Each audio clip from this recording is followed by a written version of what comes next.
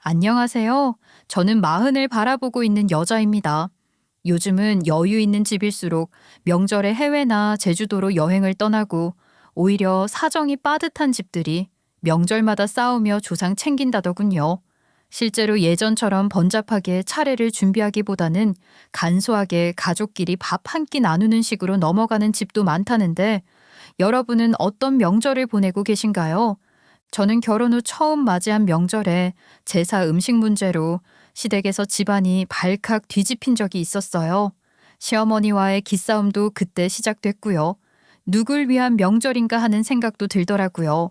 어쨌든 시어머니도 저도 그날로 많은 것을 깨달았는데요. 그 이야기를 들려드릴게요. 저는 사실 결혼 생각이 없었어요. 저희 부모님이 얼마나 저를 애지중지 키우셨는지 몰라요. 어릴 때부터 사랑을 듬뿍 받으며 자랐고 부족한 것 없이 큰 덕분에 혼자서도 충분히 행복하다고 느꼈죠. 공부도 잘했고 하고 싶은 건 마음껏 해봤어요. 제가 어떤 걸 하든 부모님은 늘 아낌없이 뒷바라지 해주셨고요. 저는 하고 싶은 게 많은 편이라 결혼을 하면 그런 것들을 마음껏 못하게 될 거란 생각에 애초에 결혼 자체를 고려하지 않았던 것 같아요. 그중 제일 좋아하는 건 요리예요. 처음엔 제대로 배워보고 싶어서 대학도 조리학과를 갔고요. 파인다이닝을 하고 싶어서 결국 유학까지 갔어요. 거기서 석사 과정까지 마치고 현지에서 실무 경험도 쌓은 뒤 한국으로 돌아왔는데요. 뜻밖에도 그때부터 한식이 너무 재미있어지기 시작한 거예요. 그래서 아예 종목을 바꿔 한식으로 방향을 틀었고요. 제 가게도 열게 됐어요. 그러던 어느 날 대학 쪽에서 강의 제안을 받아서 시간 강사로 대학생들에게 요리를 가르치게 되었습니다. 그렇게 공부만 하다 보니 어느새 나이가 훌쩍 들어버렸어요. 연애는 거의 해본 적도 없고 남자를 만날 기회 자체가 없었죠. 일에만 몰두하다 보니 연애는 늘 뒷전이었고 어느 순간부터는 시작조차 쉽지 않더라고요. 그러다 제 생일에 오랜만에 친구들을 만났어요. 근데 이게 뭔 일이냐고요? 친구들은 다들 애 낳고 육아에 쩔어 있는 상태인데 제 생일에 만나자마자 자기들 기분 전환 좀 시켜달라는 거예요. 애들이 웃기죠. 제 생일인데 말이에요. 그래도 제가 좀 명랑하고 쾌활한 성격이거든요. 또 괜히 거절하면 삐치고 돌아가서 애나 씻기고 설거지하면서 저 욕할 것 같기도 하고. 그래서요. 큰맘 먹고 나이트를 데리고 갔습니다. 물론 각자 남편들 허락은 다 받고요. 정말 착하게 놀았어요. 춤만 추고 맥주만 한두 잔 마시고 애 엄마들의 스트레스만 살짝 날려줬죠. 애들이 좀 기분이 좋아졌는지 제가 재밌냐고 물어봤는데요. 그랬더니 갑자기 분위기가 이상하게 흘러가는 거예요. 얘는 우리가 여길 우리 때문에 왔겠냐? 너 때문에 왔지. 자, 오늘 여기 어딘가에 너랑 잘 맞는 사람 한 명쯤 있을 거야. 찾아보자. 아우, 뭐야, 진짜. 아니야, 됐어. 나는 관심 없어. 너네나 놀아. 애 키우느라 힘들다며. 그거 다 뻥이지. 힘든 척한 거지 뭐. 애기 얼굴만 봐도 얼마나 행복한데. 너도 그 행복 빨리 느껴야지. 자자, 한번 보자. 근데 조건은 있어. 돌싱도 안 되고 유부남 절대 안 돼. 아직 안 간 놈 중에서만 골라. 친구들이 취기가 오른 얼굴로 나이트 조명을 뚫어져라 쳐다보며 제 짝을 찾아주겠다고 눈 부릅뜨고 두리번거리는데 그 모습이 너무 웃긴 거예요. 근데요, 사실은 저도 이날 오고 싶었어요. 솔직히 말하면 남자를 만날 기회가 도무지 없었거든요. 그냥 오랜만에 낯선 남자를 느껴보고 싶었어요. 연애 감정, 설렘, 시선 교환 그런 거요. 이곳이 보통 즉석 만남이 이루어지는 공간이니까 솔직히 그걸 은근히 기대한 거죠. 하지만 문제는 친구들은 다 유부녀라는 거죠. 그것도 티가 팍팍 나는 유부녀들이거든요. 몸도 예전 같지 않고 많이 불어 있었고요. 옷도 그날 대충 입고 왔고요. 한마디로 저희는 폭탄이었던 거죠. 게다가 친구들은 마음 한구석에 남편 생각, 애기 얼굴이 아른거려서 그런지 웨이터가 다가오면 안 한다고 선을 확실히 긋더라고요. 그때 저는 속으로 이러다가는 오늘도 그냥 웃고 마시고 끝나겠다는 생각이 들었어요. 그래서요, 저 좀 쪽팔리지만 용기 내서 웨이터한테 말했어요. 저기요, 혹시 즉석 만남 좀 가능할까요? 얘네는 안 한다고 하고요. 저만이라도 해주세요. 진짜요? 아이, 누님 진작 말씀하시지. 두 분은 즉석 만남 안 한다고 하셔서 다 같이 안 하는 줄 알았어요. 알았어요. 그럼 누님 따라오세요. 웨이터가 눈빛이 반짝하더니만 그 다음부터 저는 끌려다니기 시작했습니다. 정말 말 그대로 끌려다녔어요. 이 방 나오면 저 방, 손목은 웨이터 손에 들린 인형처럼 질질 잡혔고요. 그때 우쭐해지더라고요. 아직 저 안 죽었다는 생각에 간만에 어깨도 쫙 펴지고 자존감이 막 올라가더라고요. 그러다가 도착한 곳이 어딘지 아세요? 어느 한 회사에서 단체로 회식 2차를 나이트로 온 방이었어요. 남자들만 우르르 몰려 있었죠. 제가 들어가니까 환호성을 치더라고요. 다들 이렇게 환영해 주시다니 감사하네요. 제가 이렇게 환영받을 일인가 싶어요. 회사에서 오신 거죠? 다들 연배는 어떻게 되세요? 저희 사실 그쪽 기다렸어요. 맞아요. 저희 회사에서 왔고요. 전부 다 만 넘었어요. 그때 제일 나이가 많은 팀장 같은 사람이 말을 하기 시작했어요. 사실 우리 다 결혼해서 즉석 만나면 별로 관심 없어요. 근데 이 친구 때문에 웨이터한테 일부러 부탁했어요. 얘만 아직 결혼을 못해서 우리끼리 애 같아요. 얘 어때요? 괜찮죠? 결혼 안 하셨어요? 제일 먼저 하셨을 것 같은데요. 제일 잘생기셨는데. 의외인데요? 그쵸. 얘가 우리 팀 에이스예요. 능력 있지, 재력 있지, 성격 좋지. 키 183에 이 정도 외모면 뭐 빠지는 게 없죠. 근데 워커홀릭이라 연애를 아예 안 해요. 누가 좀 데리고 가줬으면 좋겠다고 해서 오늘 작정하고 내리고 나이트에 나온 거죠. 정말요? 여자한테 관심 없으세요? 보통 이렇게 괜찮은 분들은 다 일찍 품절되시던데요? 얘는 일 외엔 흥미가 없어요. 제가 제 자리 뺏길까 봐 일부러 여자 좀 만나게 하려고 하는 거예요. 근데 아까 그쪽이 스테이지에서 춤추는 거 보고 갑자기 웨이터한테 저분 좀 소개시켜달라고 그러더라고요. 절 눈여겨봤다니 괜히 또 기분이 좋아지더라고요. 그 분위기 속에서 팀장님이 주도해서 어영부영 명함까지 주고받게 됐어요. 마치 계약 성사시키듯 둘이 어색하게 예, 감사합니다 이러고요. 그리고 그날 그분이 저를 집까지 바래다 주셨는데요.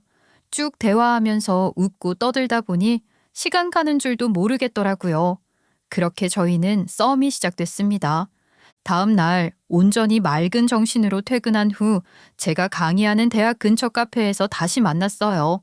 전날의 나이트 조명과 흥분은 사라지고 평범한 일상 속의 조용한 저녁이었죠. 그때 제가 조심스럽게 물었어요. 유부남 진짜 아니죠? 돌싱도 아니시죠? 제 친구들은 유부남이랑 돌싱은 절대 안 된다고 했거든요. 절대 아니에요. 저 그렇게 보여요? 저 총각이에요. 진짜로 총각. 아니 또 그런 총각은 아니고요. 말끝을 흐리며 웃는 모습이 어쩐지 귀엽고 또 순수해 보였어요. 첫 느낌이 딱 그랬어요. 사람을 막 계산하거나 재지 않고 그냥 좋으면 간이고 쓸개고 다 퍼줄 것 같은 그런 사람 있잖아요. 딱 그런 사람이었어요. 며칠 그렇게 만나고 보니까요. 그 나이 먹도록 연애 경험이 많지 않았는지 여자를 어떻게 리드해야 하는지를 전혀 모르겠더라고요. 커피 마시고 밥 먹고 집 앞까지 데려다 주고 끝이더라고요. 제가 눈치 없는 사람을 좋아하긴 했지만 이건 좀 심했죠. 그래서 제가 사귀자고 했고요. 제가 먼저 손잡자고 하고 제가 껴안았어요. 여자의 마음을 이렇게도 모르나 싶었지만 미운 건 아니었어요. 그 순진하고 조심스러운 태도가 오히려 마음을 더 열게 만들더라고요. 알콩달콩 사귄 지 몇 주 되지도 않았을 때였어요. 둘 다 노총각 노처녀라 그런지 저희 집은 물론이고 남자친구 집에서도 서로의 존재를 알게 되면서 양쪽이 동시에 난리가 났어요. 그래서 남자친구를 저희 집에 인사시켰는데요. 사실 저는 그냥 저랑 사귀는 사람이라는 정도만 밝히려고 했는데요. 딸이 거의 40 다 되어 가니까 부모님 마음이 급하셨는지 갑자기 결혼 얘기가 나왔어요. 아빠는 바로 날 잡는다고 사돈께 말씀드리라고까지 하셨어요. 아빠 너무 급해 보이면 내놓은 딸 같잖아. 뭐가 그렇게 급해? 아직 마음의 준비도 안 됐고 천천히 갈 거야. 조급하게 몰아붙이지 마. 야, 아빠 마음속에선 이미 넌 내놓았어. 방출 완료야? 마흔 다 돼서 뭘 어쩌겠냐. 방출돼도 할 말 없지. 이제 좀 그만 시집 가주면 안 되겠냐? 그래, 이미 시집을 갔어도 2번은 갔을 나이다. 엄마 친구 미숙이 엄마 있지? 그 집 딸은 이혼하고 재혼했다더라. 아유, 더 잘 갔대. 남들은 다 아는 걸 너는 왜 한 번도 못하냐. 우리 딸 정도면 정말 2번, 3번도 가능하지. 안 그래요, 여보? 아유, 엄마, 무슨 말이야, 진짜. 그게 뭐 자랑할 일이라고 그래. 누가 결혼 더 많이 하나 시합하는 것도 아니고 2번, 3번은 좀 심하다. 그래, 그 2번, 3번 할 필요 없어. 딱 1번이면 좋게. 아빠 이제 무릎이 아파서 일도 못 다녀. 아빠 못 갔기 전에 얼른 시집 가. 아니, 아빠 쉬라니까. 일 그만두라니까. 정년퇴직하고 누가 재취업하래? 그만해. 아빠가 저를 보고 웃으시는데요. 저도 알아요. 아빠가 현역일 때, 건강할 때 딸을 보내고 싶은 그 마음이겠죠. 그래서 저도 처음으로 진지하게 고민을 하게 됐어요. 남자친구가 저희 집에 먼저 인사를 온 뒤 며칠 후엔 제가 예비시댁에 인사드리러 가게 됐어요. 근데요, 예비시댁이 지도 끝에 있더라고요. 가는 길이 정말 너무 멀었어요. 차 타고 또 타고 한참을 달려서 도착했죠. 도착하자 예비 시부모님이 반갑게 맞아주셨는데 거기엔 예비 시할머니까지 계셨던 거예요. 알고 보니 예비 시어머니가 자신의 시어머니를 한평생 모시고 살고 계셨던 거였죠. 안녕하세요. 처음 뵙겠습니다. 이주연이라고 합니다. 어서 와라. 먼 길 오느라 수고가 많았지? 피곤할 텐데 어서 앉아. 애미야, 밥은 다 됐지? 우리 밥부터 먹을까? 이미 상 위에는 정성 가득한 진수성찬이 차려져 있었고 다들 따뜻한 미소로 저를 맞아주셨어요. 너무 다정하시고 다들 좋으셨어요. 그래, 사귄 지는 얼마 안 됐다고? 우리 손자 만나보니까 어때? 괜찮지? 애가 좀 우직하고 단단한 면이 있어서 말이야. 한눈 팔 일은 절대 없을 거야. 네, 할머니. 저도 그런 점에 반했어요. 회사에서도 정말 칭찬 많이 받더라고요. 제가 팀장님을 뵀었는데요. 자랑을 얼마나 하시던지요. 아이고, 그래? 팀장님도 만나봤어? 아빠보다 낫네. 나는 아직 회사 근처에도 못 가봤는데 말이야. 정말 좋은 사람이라고 계속 말씀하시더라고요.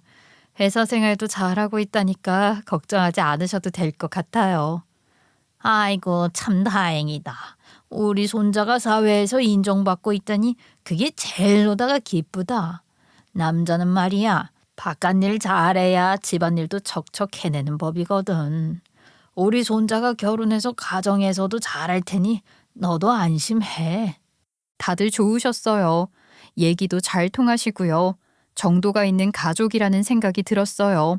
뭔가 배운 사람들 같고 과하지 않으면서도 저를 편안하게 해주시려는 분위기가 느껴졌어요. 그런데 보니까 어머님이 또 할머니한테 아주 살뜰히 챙기시더라고요. 할머니가 밥풀 하나만 흘려도 바로 뛰어가 휴지 전해주시고요. 국물 한 방울 흘리면 바로 행주 가지고 가서 닦아드렸어요. 아기처럼 돌보는 게 무서워서 쩔쩔매는 건지 저는 의아해서 쳐다만 봤어요. 예비 시어머니는 시할머니를 정성껏 챙기시면서도 틈틈이 저를 살펴봐 주셨어요. 제가 잠깐 말을 멈추자 조용히 저를 보며 물으시더라고요. 요리사라며 그럼 맛있는 음식 많이 먹어봤겠네. 음식도 잘할 테고. 그럼 이런 집밥은 좀 심심하게 느껴질 수도 있겠다. 아니에요. 정말 맛있어요. 제가 한식하거든요. 한식은 깊이가 다르잖아요. 어머님 음식 먹으면서 깊이도 있고 폭도 넓다는 걸 느끼고 있던 중이었어요. 저 진심으로 배우고 싶어요. 그래? 그럼 언제 한번 와서 요리도 배우고 우리도 맛있는 거 좀 해줘. 순간 좀 망설여졌어요. 솔직히 다시 이 먼 거리 오는 것도 부담인데 아직 결혼한 것도 아닌데 예비시댁에 또 와서 요리까지 해야 한다니 마음이 조금 복잡했죠. 제가 잠시 망설이고 있는데 거기에 할머니까지 한마디 얹으셨어요. 그래, 그래. 나도 손주 며느리 음식 한번 먹어보고 싶다. 언제 또 올 수 있어? 그날은 거절하기 어려웠어요. 마침 화요일이 가게 쉬는 날이라 남자친구와 함께 예비 시댁에 다시 찾아갔죠. 예비 시아버지는 출근하셨고 집엔 예비 시어머님과 할머니만 계셨어요. 주방을 빌려 전복 솥밥, 소고기 야채 무침, 해물찜, 수정과까지 준비했어요. 상을 차려내자 할머니는 입을 벌리셨고 예비 시어머님은 감탄과 칭찬을 아끼지 않으셨어요. 세상에, 이거 참 너무 맛있다. 살면서 이렇게 맛있는 음식은 처음 먹어본다. 어떻게 같은 메뉴인데도 이렇게 맛이 다르냐? 역시 배운 사람은 다르구나. 맞아요. 정말 배운 사람은 다르긴 다르네요. 아가, 나도 이렇게 맛있는 음식은 처음이다. 나도 나름 맛집 많이 다녔는데 그 중에서도 최고야. 너무 맛있다. 아니, 어떻게 이렇게 잘 만들어? 제 음식을 이렇게 맛있다고 해주시니까 괜히 마음이 따뜻해지고 힘들었던 시간들이 보람있게 느껴졌죠. 남자친구도 정말 좋아하더라고요. 다들 즐겁게 식사했고 분위기도 좋았어요. 그리고 다음 날 출근을 해야 하니까 식사 후 집에 가려고 일어서는 저희에게 할머니가 제 손을 잡고 말하시더라고요. 언제 또 왔으면 좋겠어. 그냥 자주 왔으면 좋겠어. 이렇게 맛있는 밥 또 먹고 싶고 자네들과 도란도란 얘기도 나누고 싶어. 자네들이 와서 너무 기뻐. 여기는 늙은 사람들 뿐이라 재미없거든. 늙은 사람들이라뇨. 할머니 듣는 엄마 기분 나쁘시겠다. 저희가 자주는 못 오고요. 제가 연락 자주 드릴게요. 너 말고 네 색시. 너는 필요 없어. 네 색시가 조용하지. 언제 또 올 수 있지? 아, 네, 할머니. 제가 이번 달은 이제 어렵고요. 다음 달에 한 번 더 들릴 수 있으면 들릴게요. 그때 또 맛있는 거 많이 해드릴게요. 예비시댁 인사를 마친 뒤 정식으로 날짜를 잡고 본격적인 결혼 준비에 들어갔어요. 쉬는 날마다 신혼집이며 드레스며 이것저것 준비하느라 정신 없었죠. 그 와중에도 예비 시할머니가 계속 전화를 주셔서 결국 다음 달에 다시 찾아가기로 했어요. 마침 가게에서 새 메뉴도 준비 중이라 미리 시어른들께 대접해 보기로 했습니다. 또다시 예비 시댁에 방문했고 준비해 간 새 메뉴는 정말 좋은 반응을 얻었어요. 예비 시할머니는 또 한 번 극찬을 아끼지 않으셨죠. 그런데 어머님의 반응은 지난번보다 좀 덜한 느낌이었어요. 어머님 혹시 오늘 음식이 별로였어요? 시원하게 말씀해 주세요. 저희 이번 신메뉴라 걱정이 많아요. 아니야, 괜찮았어. 맛있었어. 진짜 맛있게 먹었어. 왜? 내가 별로인 것 같아? 네, 리액션이 저번보다 좀 덜하신 것 같아서요. 그래서 맛이 없나 싶어요. 아니야, 오히려 저번보다 더 맛있었어. 게다가 오늘 음식은 흔히 보기 힘든 메뉴라 더 기대하고 먹게 되고 대접받는 느낌이 들어서 좋았어. 잘 될 것 같은데? 말은 그렇게 하셨지만 뭔가 느낌이 이상했어요. 표정도 말투도 지난번과는 어딘가 달랐거든요. 그렇지만 일단 좋다고 하시니 그걸로 됐다 생각하려 했죠. 이제 집에 가야 할 시간이 되어 채비를 하는데 예비 시할머니께서 저희를 놓아주지 않으셨어요. 이제 가면 또 언제 오는 거냐? 매번 하루만 있다가 바로 가고 잠도 안 자고 그렇게 가버리니까 너무 섭섭하다. 할머니, 저희도 겨우 짬내서 온 거라 오래 있을 수가 없어요. 다음에 또 올게요. 진짜예요. 그럼 다음에는 자고 가. 나는 너희들 오는 날만 손꼽아 기다려. 아이 가는 거 보면 마음이 너무 허전해. 할머니가 눈물을 훔치셨고 그 모습을 보는데 괜히 마음이 짠하더라고요. 할머니 너무 슬퍼하지 마세요. 저희 또 올게요. 자주 찾아뵐게요. 제가 전화도 자주 드릴게요. 오는 게 더 좋아. 꼭 다시 와야 해. 알았지? 전화는 매일매일 하고. 알았지? 그렇게 겨우 할머니를 진정시키고 나을 수 있었어요. 차를 타고 집으로 돌아가는 길이었어요. 그때 예비 시어머님께 전화가 걸려왔죠.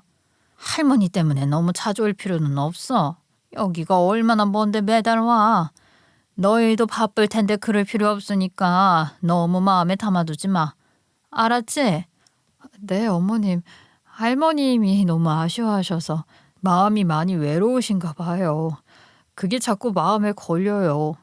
그거는 내가 알아서 잘 달랠게. 그러니까 너희는 너무 부담 갖지 말고. 알았지? 저희를 배려해 주시는 거잖아요. 사실 예비시댁 한번 다녀오면 녹초가 되곤 했거든요. 예비 시어머님이 저희를 배려해 주시는 게 너무 느껴졌고요. 저는 마블링이 예술인 고기를 발견하거나 물 좋은 해산물을 보면 저희 집뿐 아니라 예비시댁에도 함께 보내며 제 마음을 전달했습니다. 얼마 지나지 않아 상견례를 했고 제 가게에서 모시기로 했어요. 예비 시부모님께 매장도 보여드리고 직접 정성껏 대접하고 싶었거든요. 다행히 양가 부모님 모두 성격이 좋으셔서 상견례는 웃으며 이야기 나누는 편안한 분위기 속에서 잘 마무리됐어요.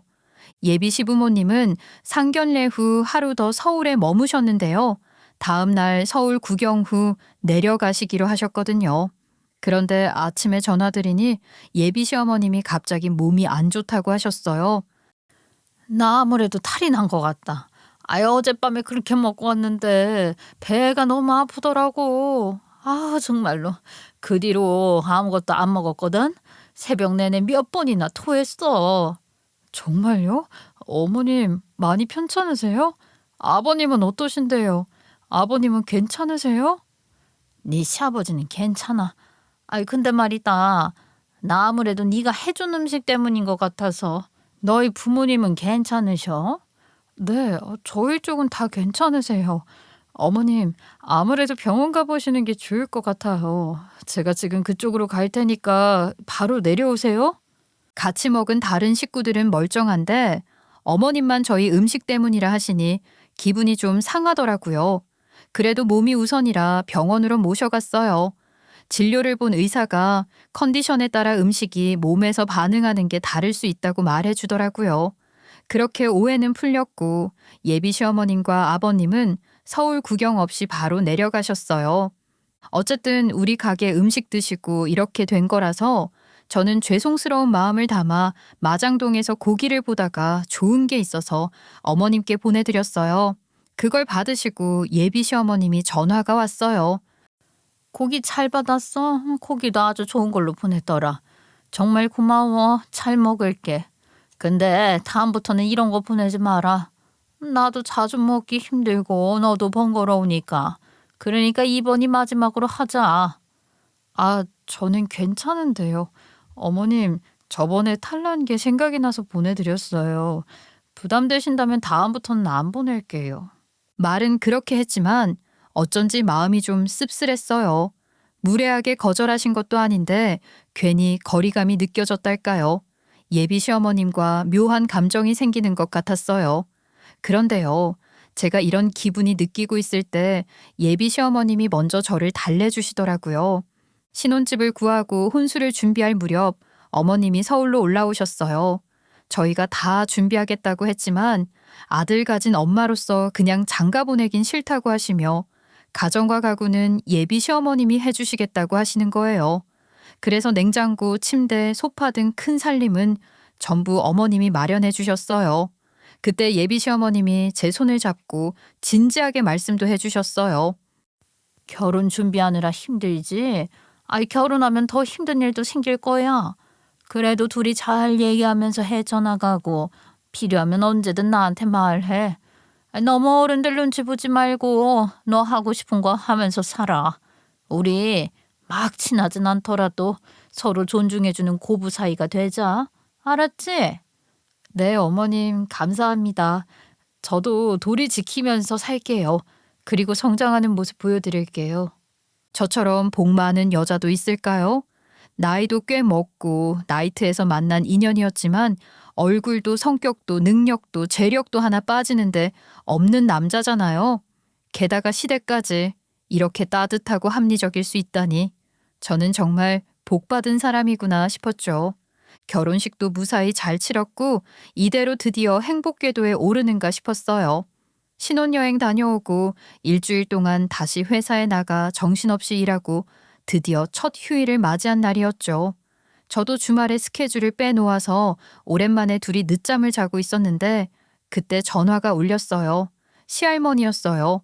우리 보고 언제 올 거냐고 하는 거예요. 순간 갔어야 했나 싶더라고요. 그래서 얼른 다음 주에 찾아뵐게요 하고 말했고요. 그 주말 저희는 또 이것저것 바리바리 싸서 예비시댁에 갔어요. 하룻밤 자고 올 계획이었고 그날 저녁엔 저희가 준비한 요리를 선보였죠. 할머니는 이번에도 아주 맛있다고 극찬을 하셨고요. 아버님도 남편도 맛있다며 감탄을 계속하셨죠. 그런데 어머님이 그냥 저냥 드시더라고요. 어머님 음식 어떠세요? 혹시 별로세요? 어머님 입맛이 정확해서 계속 어머님께만 여쭤보게 되네요. 응, 괜찮은데? 먹을만 해. 매번 새로운 음식 구상하기 힘든데 이번 것도 맛있어. 말은 그랬지만 예전처럼 입이 마르도록 칭찬해 주시던 모습은 없었어요. 뭔가 예전과는 다른 온도였어요. 어머님이 저한테 차가워져 가는 걸 느꼈어요. 왜일까 궁금했어요. 아무리 생각해도 이유를 모르겠는데 대놓고 물어볼 수도 없잖아요. 그래서 더더욱 잘 보이고 싶었어요. 혹시 제가 뭔가 부족해서 불편하시는 건가 싶어서 아침엔 제일 먼저 일어나 밥도 다 해놓고 청소도 싹 해놓았어요. 다들 요리만 잘하는 줄 알았는데 손이 빨라서 청소도 잘 한다고 칭찬해주고 좋아하시는데 어머님만 유독 무표정하고 떨떠름하셨어요. 괜히 어머님 눈치가 보이더라고요. 집으로 돌아오는 길 차 안에서 조용히 앉아 있는데 시어머니에게서 문자가 왔어요. 너무 자주 안 와도 된다고 저희는 저희 삶을 살라고요. 문자를 읽는 순간 가슴이 묘하게 철렁했어요. 도대체 제가 뭘 잘못한 건지도 모르겠는데 그냥 혼자 민망하고 괜히 죄송스럽더라고요. 얼마 지나지 않아 바로 명절이 다가왔어요. 시댁에는 제사가 있어서 어머님을 도와드려야겠다는 마음으로 다시 내려갔죠. 어머님이 간장 부으라고 하면 간장 붓고 전 부치라고 하면 조용히 전 부치고 그렇게 말없이 시키는 대로 도우며 움직였어요. 근데 제가 한 전이 좀 예뻤나 봐요. 할머니도 아버님도 남편도 한마디씩 하더라고요. 아니, 차은이 어떻게 이렇게 예쁠 수가 있냐? 내가 70평생 살면서 이렇게 예쁜 저는 처음 본다. 얘가 못하는 게 어딨냐? 하나를 해보면은 열을 하는 거지. 이 전 좀 봐라. 먹기가 아까울 지경이야. 저는 한 거 없어요. 다 어머님이 하신 거고 저는 그냥 부치기만 했어요. 원래 재료 준비하는 게 더 힘들죠. 애미가 한 거랑은 차원이 다르지. 이렇게 예쁜 건 맛도 더 좋을 거야. 네 시할아버지도 이 전 참 좋아했는데 제사상 받으면 아주 흐뭇해 하시겠다. 그때는 그냥 모두가 즐겁고 흐뭇한 분위기라 생각했어요. 할머니도 아버님도 남편도 칭찬을 아끼지 않으셨는데 눈치를 보게 되는 사람이 있었어요. 바로 어머님이시죠. 어머님은 한마디도 하지 않으시고 계속 싱크대에서 재료를 다듬으시더라고요. 남편을 조용히 불렀어요. 이제부터 내 칭찬하지 말고 어머님 칭찬만 해. 어머님 칭찬만 계속해. 알았지? 엄마 칭찬을 하라고? 어떤 칭찬? 왜? 무슨 일인데 그래? 갑자기 왜 그러는 건데? 아니, 어머님 나 때문에 기분 나쁘신 것 같아. 긴 이야기는 나중에 하고 일단 여기 있을 동안에는 어머님 칭찬만 해. 알았지? 생각해보니까요. 어머님은 단 한 번도 저에게 자신의 불편하나 감정을 표현하지 않으셨어요. 다 속으로 삭히고 계신 거죠. 얼마나 속이 상하셨을까 생각해보니까요. 할머니가 전에 저한테 언제 오냐며 전화로 많이 재촉하셨잖아요. 그 모습이 떠오르면서 집에서는 할머니가 어머님께 어떻게 하셨을지 그때서야 감이 잡히더라고요. 어머님께도 저처럼 요리하라고 저랑 비교해가며 뭐라 하셨겠죠. 특히 할머니는 어머님께 친절한 분이 아니세요. 늘 어머님께 요구만 하시는 분이고요. 어머님은 할머니 요구라면 다 들어주시고요. 그 둘의 관계가 그때서야 보이기 시작했어요. 그래서 어머님을 도와드리는 방법은 시댁에 자주 가지 않는 거라는 생각이 들었어요. 그리고 혹시 가게 되더라도 제가 요리를 하지 않는 게 어머님이 더 이상 저와 비교당하지 않는 길이라는 생각이 들었습니다. 그렇게 시간이 흘러 어버이날이 되었고 그 주에 시간을 내어 시댁에 다녀왔어요. 가족끼리 음식점에서 식사를 하고 있었는데 할머니가 자꾸 제 음식 얘기를 하시는 거예요. 이건 우리 손주 며느리가 해준 음식보다 다 맛이 없네. 에휴, 우리 손주 며느리 음식이 먹고 싶다. 그 말을 듣고 괜히 어머님 눈치가 보였어요. 그런데 지금이 어머님 면을 세워드릴 수 있는 순간이다 싶었죠. 어머, 그러세요? 전 요즘 어머님 김치가 그렇게 생각나더라고요. 그때 해주셨던 생선찜도 너무 맛있었는데 그 맛이 아직도 잊히질 않아요. 제 말을 듣고 어머님이 희미하게 웃으셨고요. 앞으로 이렇게 해야겠다 싶었는데요.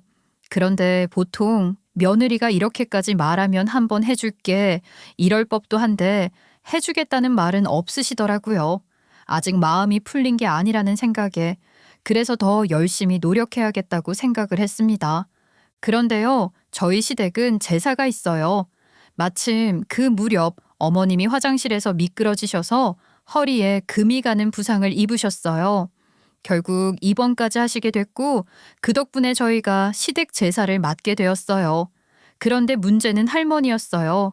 늘 그랬듯이 어머님께 친절하지 않으셨고 이번에도 어김없이 어머님을 탓하셨죠. 그렇게 초심성이 없어가지고 제사가 이렇게 중요한데 하필 이럴 때 다치냐? 할머니, 그래도 그건 아니죠. 조심성이 없는 게 아니라 어머님이 운이 안 좋으셨던 거예요. 저는 할머니가 제사를 얼마나 중요하게 여기시는지 알고 있었고 어머님이 다치신 것도 정말 걱정스러웠어요. 그래서 이번 제사만큼은 꼭 무사히 넘겨야겠다고 생각했어요. 괜히 어머님이 더 혼나실까 봐요. 남편과 정말 고군분투했어요. 어머님이 하시던 그대로 흉내만이라도 내보자는 마음으로 하나하나 준비했죠. 그랬는데 그게 할머니 마음에 쏙 들었는지 상을 차려놓으니 칭찬이 쏟아졌어요. 아휴, 고생했다. 우리 손주 며느리가 정말로 잘하네. 애미가 하는 것보다 훨씬 나아. 우리 며느리가 손이 야무지네요. 이렇게 뚝딱 차려내고 빈틈이 없네. 제사상 차리는 것도 아무나 하는 게 아닌데 진짜 잘했어. 아유, 아버님, 그런 말씀 마세요. 저는 그냥 어머님이 하시던 거 그대로 따라 해본 것뿐이에요. 막상 해보니까 어머님이 얼마나 꼼꼼하게 하셨는지 더 알겠더라고요. 몇 달 뒤 추석이 되어 시댁에 내려갔어요. 6시간 넘게 운전해서 도착했는데 집에는 할머니만 계시더라고요. 어머님, 아버님, 다들 어디 갔냐고 하니까 이번에 여행을 간다고 해서 보내줬대요. 명절마다 일만 해서 이번엔 그냥 쉬라고 보내드렸다고 하시더라고요. 명절은 우리끼리만 있어도 되잖아 이러시는 거예요. 전 어머님이 뭔가 진짜 기분이 별로구나 싶은 느낌이 딱 들었어요. 그래서 바로 전화를 걸었어요. 어머님, 저만 놔두시고 여행을 가신 거예요? 저 혼자 이 큰 살림을 어떻게 하라고. 시아버지와 나는 여행 왔으니까 너 혼자 조상 모셔라. 장은 다 받았으니 만들기만 하면 돼. 틈틈이 할머니 밥도 잘 챙겨드리고. 어머님, 명절 음식도 하고 차례상도 해야 하는데 저 혼자 이 많은 걸 어떻게 해요. 에휴. 왜 못해? 전에도 혼자 잘했었잖아. 알아서 잘할 수 있을 거다. 나는 모른다. 여행하다가 갈 거니까 알아서 해라. 그 할머니 밥 잘 챙겨드리고 끊는다. 어머님이 마음이 많이 복잡하시다는 게 느껴졌어요. 정말 멘붕이었죠. 솔직히 차례상 차리는 건 저 혼자서도 할 수 있어요. 그런데 어머님이 저한테 이렇게까지 기분이 상하셨을 거라고는 정말 상상도 못했어요. 남편한테 들어보니 이렇게 여행 다녀보신 것도 이번이 처음이라더라고요. 그 말에 괜히 마음이 더 무거워졌어요. 무엇보다 마지막에 할머니 밥도 잘 챙기라는 그 한마디가 자꾸 걸렸어요. 아마도 늘 곁에 계신 할머니가 어머님 마음속에 꽤 무거운 존재로 자리 잡고 있었던 것 같아요. 이 일을 어떻게 받아들여야 할지 마음이 복잡했어요. 사실 어머님이 그냥 돌아오셨으면 좋겠다는 생각밖에 안 들었고 그냥 너무 속상하기만 했어요. 그래도 일단은 요리를 해야 하기에 재료부터 씻었는데요. 아무리 생각해도 이 일을 잘 해결하려면 어머님이 오시는 게 좋을 것 같다는 생각이 들었어요. 그래서 남편과 작전을 짜게 되었습니다. 저희는 음식을 준비하다가 사진 한 장을 찍어서 시어머니께 보냈어요. 그랬더니 단번에 전화가 오시더라고요. 그 사진은 이따가 설명해 드릴게요. 어머님 얼른 와주세요. 정말 큰일 났다니까요. 저 어머님 안 오시면 저도 집에 갈 거예요. 어서요. 어서요. 아유, 알았어. 갈게. 기다려라. 아우, 참. 나 없으면 안 된다니까. 금방 가니까 서너 시간만 기다려. 그렇게 어머님과 아버님 모두 일본에 가셨다가 바로 귀국하셨습니다. 어머님은 도착하자마자 저를 한번 훑어보시고 부엌도 한번 둘러보시더니 한숨부터 푹 내쉬셨어요. 답답하다는 듯 이게 도대체 무슨 꼴이냐는 눈빛이었죠. 아니, 너 큰 레스토랑까지 운영하는 애가 집안 차례 음식 하나 제대로 못해서 이 난리야? 아이, 전에 제사 음식은 잘했잖아. 그런데요, 말씀은 그렇게 하시면서도 입가에는 은근한 미소가 맴돌고 있더라고요. 속으론 웃고 계신다는 게 느껴졌죠. 그 순간 다행이다 싶었어요. 그리고 전 속으로 이 소동 만들길 정말 잘했다고 생각했어요. 제가 아무 소리 안 하고 고개만 푹 숙이고 있는데 할머니는 아직도 분이 안 풀린 듯 저한테 소리소리 지르더라고요. 내가 저거 똑똑한 줄 알았는데 아주 헛똑똑이었어. 입만 살아가지고 정작이 하나도 제대로 하는 게 없어. 아무 쓸모없어. 애미야, 이참에 네가 네 며느리 단단히 가르치거라. 저거 집안을 말아먹을 뻔했어. 그 말이 어찌나 단호하고 날카롭던지 주변 공기까지 싸늘해지는 느낌이었어요. 할머니는 그 뒤로도 말끝마다 제 흉을 보시며 혀를 얼마나 차시던지요. 마치 그것도 모르냐 하는 꾸중하는 것처럼 느껴졌어요. 할머니가 한마디 하실 때마다 저는 일부러 더 무서워하는 척을 했어요. 표정도 아주 힘들게 지친 사람처럼 지었고요. 그러고는 어머님께 천천히 다가가 힘없이 팔짱을 꼈어요. 어머님, 저 놔두고 다시는 가지 마세요. 진짜 너무 힘들었어요.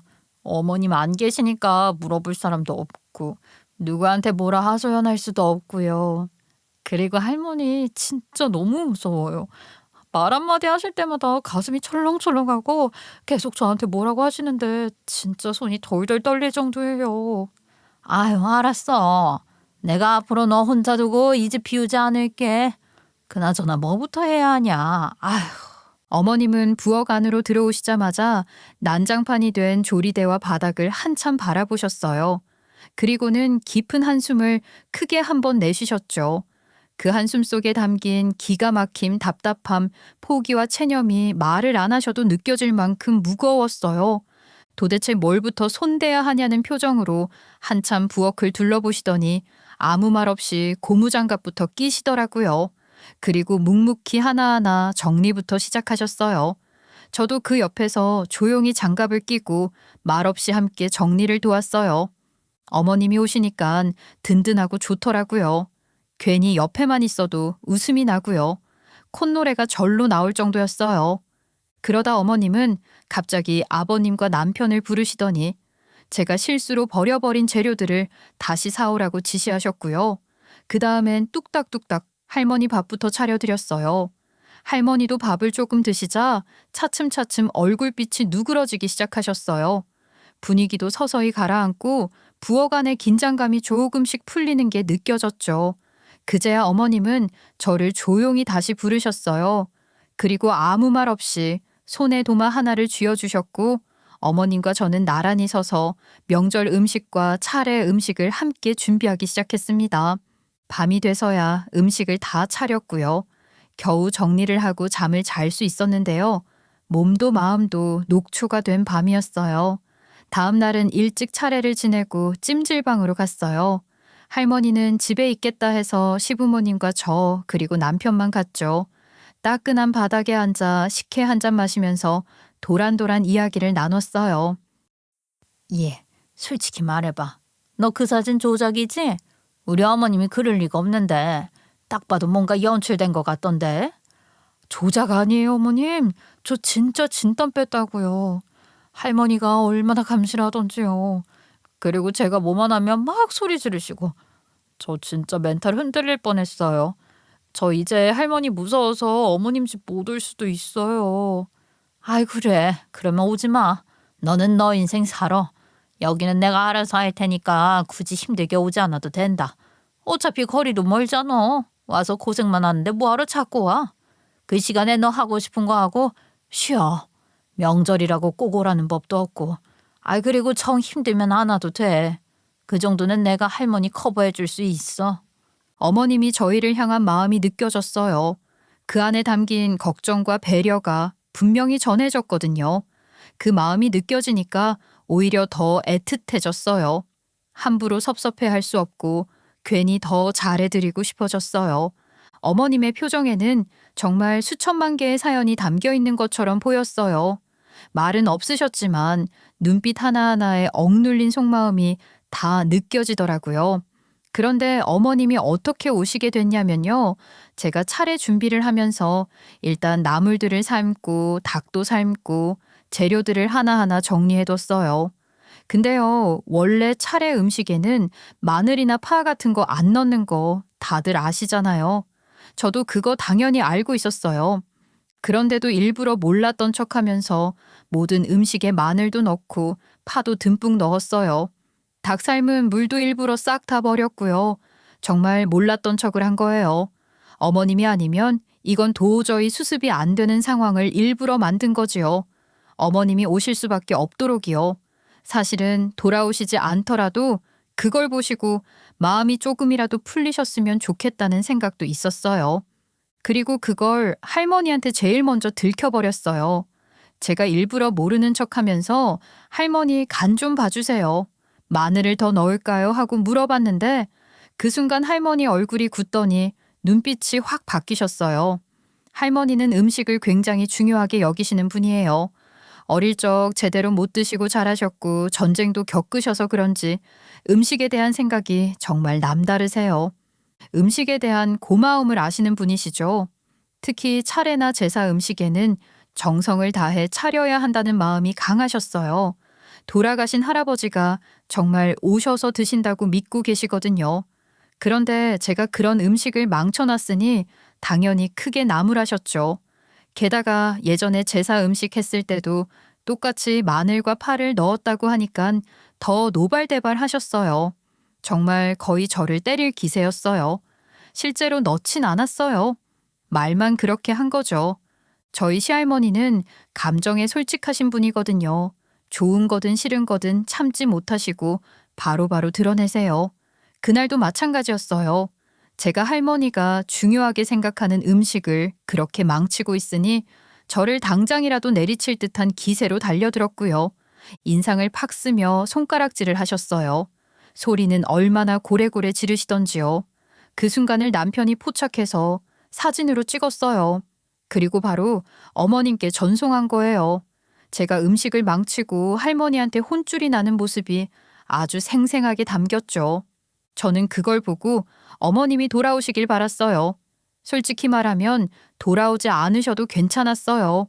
그 장면을 보시고 마음이 조금이라도 편안해지셨으면 좋겠다고 생각했거든요. 저 때문에 더 이상 소외감이나 자신을 깎아내리는 기분이 없어지길 바랐어요. 더 이상 힘들지 않길 바랄 뿐이었어요. 작전은 대성공이었지만요. 찜질방에서 쉬면서 어머님께 말씀드렸어요. 그땐 할머니가 안 오셨거든요. 어머님, 저는 솔직히 주어진 것만 잘해요. 많이 부족해요. 어머님 내공을 제가 어떻게 따라가요? 요리 경력이라고 해봐야 20년도 안 되는데 어머님은 몇십 년이시잖아요. 제가 감히 어떻게 어머님 솜씨를 넘보겠어요. 그러니까 저 너무 믿지 마세요. 이렇게 사달이 나요. 그러나 봐 안 해도 돼. 아유, 우리 며느리가 어떤 수고를 했는지 내가 말 안 해도 다 알아. 넌 정말 지혜롭고 예쁘다. 우리 며느리. 그렇게 어머님은 저를 다시 따뜻한 눈으로 바라봐 주셨어요. 그 눈빛엔 다 알고 있고 다 받아들이겠다는 마음이 담겨 있었어요. 그 순간 마음이 스르르 놓이더라고요. 명절 소동은 그렇게 조용히 마무리됐어요. 한바탕 소란을 겪고 나서야 서로의 마음을 조금은 더 알게 된 것 같기도 했고요. 어머님이 저를 위해 어떤 희생을 하셨는지, 어머님이 당신의 시어머니를 모시고 살면서 얼마나 힘든 시간을 보내셨을지 그때 조금 알게 되었어요. 지금 와서 돌이켜보면 저도 어머님 앞에서 조금 까불었던 것 같아요. 요리 좀 한다고 그렇게 시댁에서 쇼를 했으니 말이에요. 지금 생각해보면 다 철없고 경솔했더라고요. 지난 날이 후회스럽더라고요. 그런 제 행동이 이런 소동을 만들어서 어머님을 힘들게 했다는 생각에 많이 죄송스러워졌습니다. 그래도 어머님이 한 번도 저한테 뭐라고 하지 않으시고 다 참아주신 거잖아요. 게다가 제 마음도 다 알아봐 주시고 저희 편하게 살라고 배려해 주시고 그리고 할머니한테 일부러 혼나면서까지 상황을 바로 잡으려고 한 제 계획도 다 알아봐 주셔서 정말 감사하더라고요. 앞으로 잘 해야겠다는 생각이 절로 들었어요. 그 다음 명절부터는 그냥 딱 하루만 갔다 오기로 했어요. 그리고 제사 음식도 전처럼 이것저것 많이 하지 않고 가지수를 줄여 꼭 필요한 것들만 간단히 준비하기로 했어요. 나머지는 과감히 하지 않기로 어머님과 저희가 합의했죠. 그랬더니 정말 훨씬 편해지더라고요. 몸도 마음도 덜 지치고 가족끼리 여유 있게 얼굴 보고 웃을 수 있는 시간이 생겼어요. 할머니는 이제 어머님이 음식하실 때마다 꼭 저한테 한마디씩 하세요. 잘 배워놔라. 나중에 너 혼자 하려면 다 알 수 있어야 해. 음식이 보통 일이 아니다.